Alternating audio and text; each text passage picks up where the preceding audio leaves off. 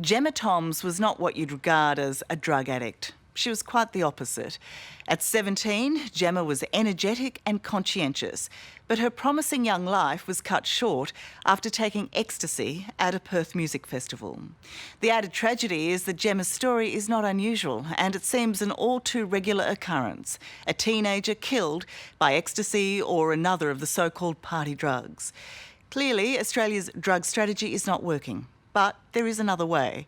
Forget sniffer dogs and the threat of jail. In Europe, a radical approach is focused on one thing: saving young lives. And that means helping partygoers find out exactly what's in the drugs before they take them. Pill testing might seem confronting, but it is working. A dance party in Vienna, Austria. But it could be anywhere in the world. The reality is that for many here, ecstasy and other party drugs are part of their night.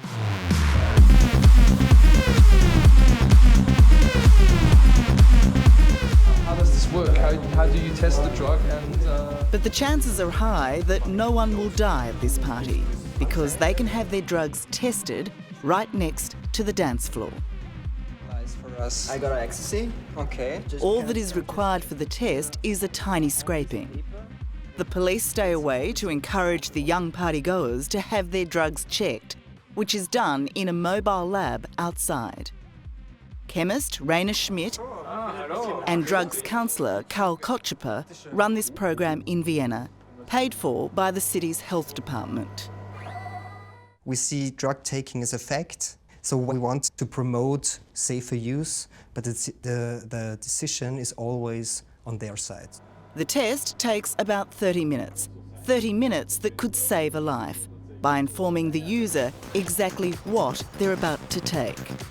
So a program like this helps people decide whether to take them or not to take them, isn't it? Yeah, I think it decides a lot more, because when somebody has knowledge about stuff, then he can decide it for his own what to do. The results are posted on a notice board. White means your pill contains what you thought it did. Yellow means there are other drugs in it. Red means it's unknown or highly dangerous.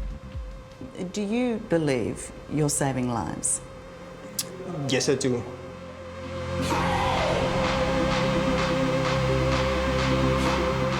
I think the more information you can give to people, the more they are free to make their own decisions, and I think this is always a good thing. But should they be able to make free decisions over something that has been outlawed, something that's illegal? I think yes, because drug laws were invented to prevent people from using drugs. Did they do that? No. There are these laws for years and years and years and years, and nothing has changed. Do you think that she had any intention of dying that day? No, absolutely not. February 1st, 2009, Perth teenager Gemma Toms is on her way to the Big Day Out dance festival. Did you worry or did you think that she might try drugs there that day? It didn't cross my mind that she was going to actually go and take ecstasy, that's for sure. But what Gemma's mum, Peter Davies, didn't know was her daughter had already taken one ecstasy pill at home, and she had 2 more in her pocket. At the venue, Gemma's friends say she panicked when she heard that police were patrolling with sniffer dogs and swallowed the other 2 pills at once. So I walked into the hospital and my beautiful little girl was laying there with tubes out of her mouth, and I was in shock, absolute, complete shock. It is hard. Gemma's stepsister Eden and stepdad Paul were with Peter as Gemma died. The 3 ecstasy pills she'd taken were always going to kill her because Gemma had no idea how strong they were. Do you think that she had any understanding of the risk she was taking? No, there's no way she thought she was going to die from it. Gemma wasn't that kind of person. She loved life. She had a great job. She was excited for the future. There's absolutely no way.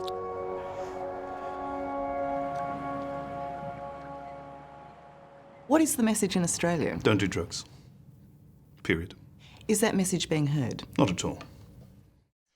Dr. David Caldecott is an Australian toxicologist and emergency room physician who has witnessed the worst of what ecstasy and other similar drugs can do. The deaths are terrible. The deaths are what keep me awake at night, because the deaths involve generally extraordinarily young people, and it's all around us. It's happening all the time. And if the Australian general public think that it's a minority, they're deluding themselves. David says our current drugs policy ignores reality because it lumps so-called recreational drugs in with much more dangerous substances like ice and heroin. This is the equivalent of priests telling young people not to have sex. It represents a stunning misunderstanding of adolescent psychology. Do you accept that the very presence of police at some of these parties will in fact make the behaviour of that drug taking riskier? You know, kids see sniffer dogs, so they down their tablets, multiple tablets. Well, I don't accept that as a premise. Detective Superintendent Tony Cook of the New South Wales Drug Squad rejects any notion that Australia's current drug enforcement policy, targeting dance festivals with sniffer dogs and the threat of prosecution, might be contributing to deaths from ecstasy and the like. We very clearly tell people that these drugs are illegal and they are a criminal offence, and we will continue to enforce the law. The authorities believe that it's against the law to take these drugs, that there are police patrolling, there are sniffer dogs there. That's what's there to keep them safe. But it hasn't, has it? It hasn't stopped it. It's not going to stop it. A mistake, that's all it was, and today the consequences. Just in the last 12 months, there's been a spate of high-profile deaths of young people after taking ecstasy at dance parties. Dozens more have been hospitalised. Peter Davies and a growing number of critics believe Australia's drugs policy puts police in an impossible position. What priority is saving lives? It's obviously a significant priority. Is it the main priority? Yes, it is. So currently, we're not achieving the main priority, are we? Well, unfortunately, some people still engage in the behaviour of their own volition, which has the most terrible of outcomes. But to characterise that by saying that police aren't concerned with saving lives is absolutely incorrect. Ingjard van der Heide is the same age as Gemma was when she died, but she lives in Holland, where every major city here has a state-sanctioned pill testing centre. I brought one pill. You bought it as ecstasy? Yeah, I bought it as ecstasy.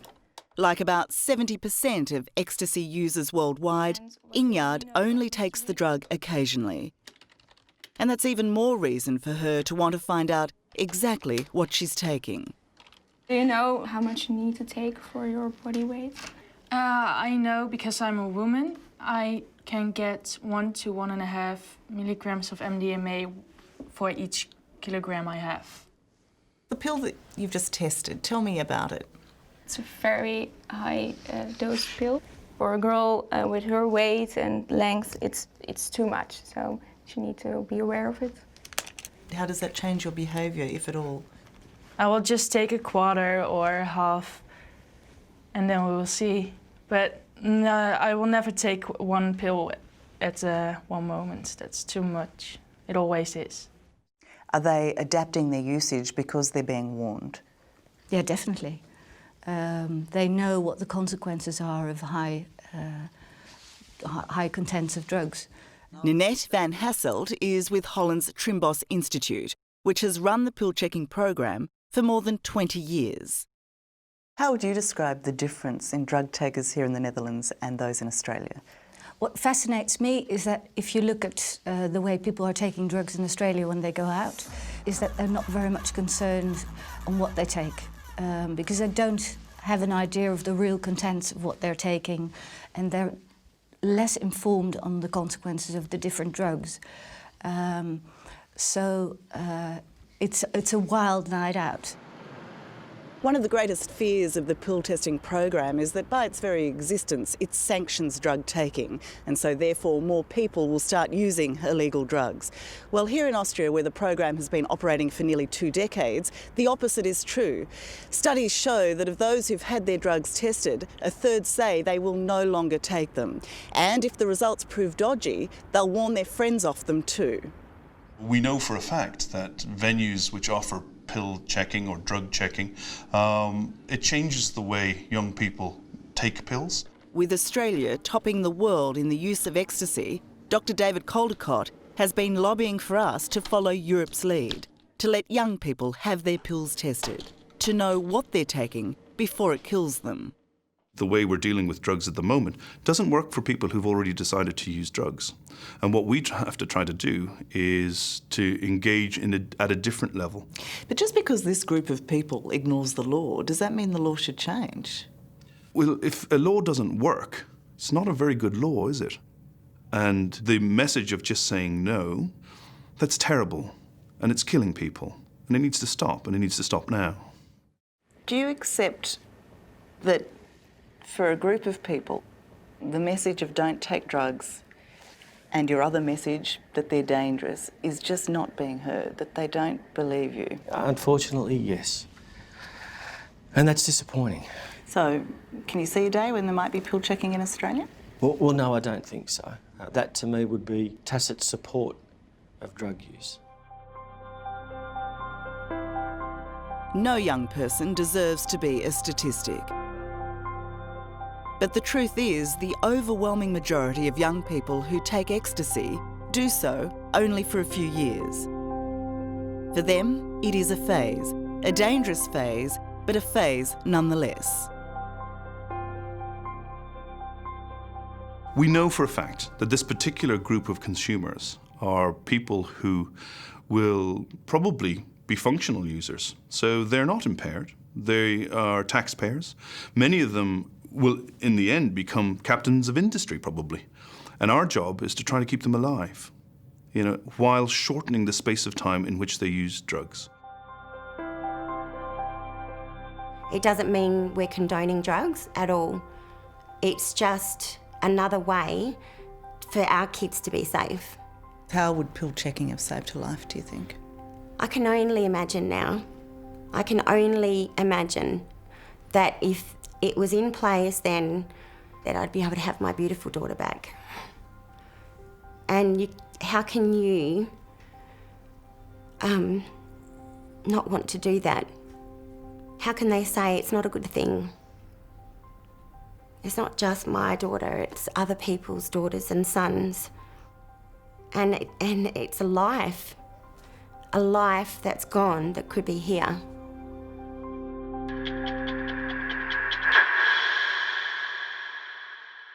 Hello, I'm Tara Brown. Thanks for watching. To keep up with the latest from 60 Minutes Australia, make sure you subscribe to our channel. You can also download the 9Now app for full episodes and other exclusive 60 Minutes content.